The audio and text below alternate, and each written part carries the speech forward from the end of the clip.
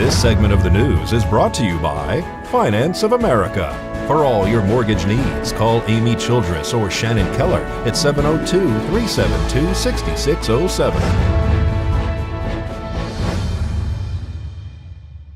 In this week's court report, an MD from California is finally sentenced in U.S. District Court after roughly 2 decades of illegally removing cultural artifacts from Death Valley National Park.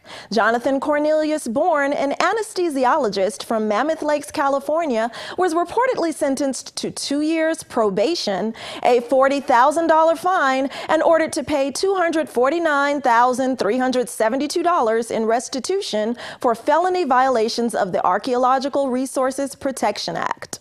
Bourne pleaded guilty back on August 15th of this year after a federal grand jury returned an indictment against the doctor back in September 2015 to charges including 21 counts of violations. Bourne has taken an estimated 20,000 archaeological items from public lands since 1994, including Native American glass beads and other items from prehistoric, burial, and cremation sites from an area that's now the homeland of the Timbisha Shoshone tribe of Death Valley. A calendar call was held Monday in Pahrump District Court in the civil case of Strong versus Evergreen. Monday's calendar call was to set trial dates which have not been publicized yet.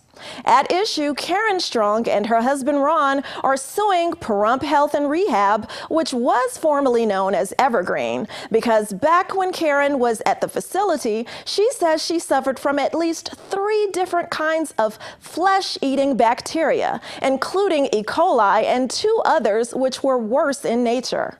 The Strongs have alleged that many nurses and other medical personnel at Evergreen failed to give Karen proper care and treatment, as baseball-sized gaping wounds and a red rash spread over a massive area of her buttocks. During the last proceedings in this case back on March 31st, the defendant's attorney appeared telephonically, and the court ordered that any outside vendors' contracts related to patient care be provided. The man who led area police on a medium-speed chase that resulted in a local deputy suffering a head wound had his case scheduled in court this afternoon. Cheyenne Peter Adapor has 2 cases listed in Justice Court, but one with charges still pending. For now, Adapor is charged with battery by a prisoner, and today's pretrial hearing was set to discuss that.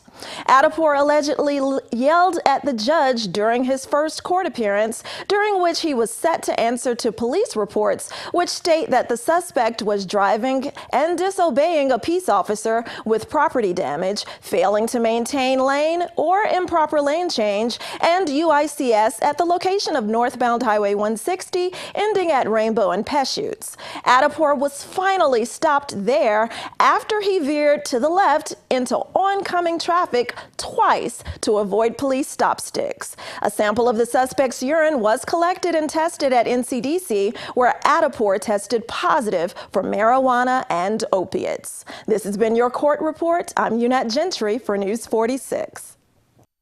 Well, as you know, Thanksgiving is almost here. Having family and friends over to spread cheer also comes with some distractions while cooking. Katlyn Boyer has some cooking tips to keep you and your family safe while preparing that family meal. Clark County building and fire officials are reminding everyone to be safe cooks on Thanksgiving and throughout the holiday season, as cooking is a leading cause of home fires in the U.S. Most cooking-related fires occur on Thanksgiving or sometime during the holiday season, according to the National Fire Protection Association. It's easy to become distracted while cooking, and that can lead to a fire.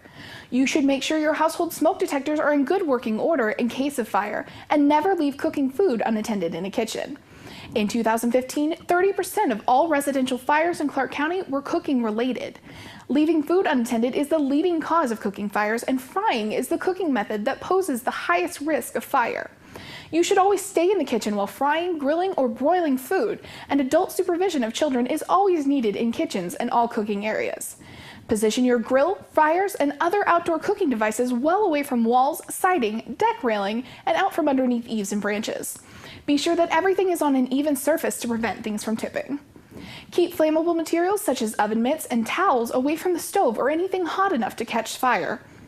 You should always be alert while cooking, so if you're overly tired or have been consuming alcohol, it's best to stay out of the kitchen. Don't forget to turn off your oven, fryer, barbecue, and stovetop burners. Numerous fires are started each year by those who forget to turn off their heat source, so be sure to double check before you sit down to enjoy your meal. It's always a good idea to have a multi-purpose fire extinguisher in the kitchen. If you have one, make sure that it has the proper certification, and if you do have to use it, be sure to replace it afterwards. In the event of a stovetop fire, turn off the burner if it's safe to do so, then place a lid on the pot or pan to smother and extinguish the fire. For an oven fire, turn off the oven and leave the oven door shut so the fire will be smothered. You should never use water to extinguish a grease or oil fire. Adding water to a pan of hot oil or grease will cause the burning grease to splash out of the pan and spread the fire. Turn off the stove, fryer, or propane tank supply valve and use a lid, baking soda, or fire extinguisher on the flames. You can never be too cautious when it comes to fire. When in doubt, get out of the home and call 911. Nationally, more than half of all reported home cooking fire injuries occurred when the victims tried to fight the fire themselves. The holidays can also be a fun time of year to let the kids help out with the cooking. While the kids are in the kitchen, keep these safety tips in mind.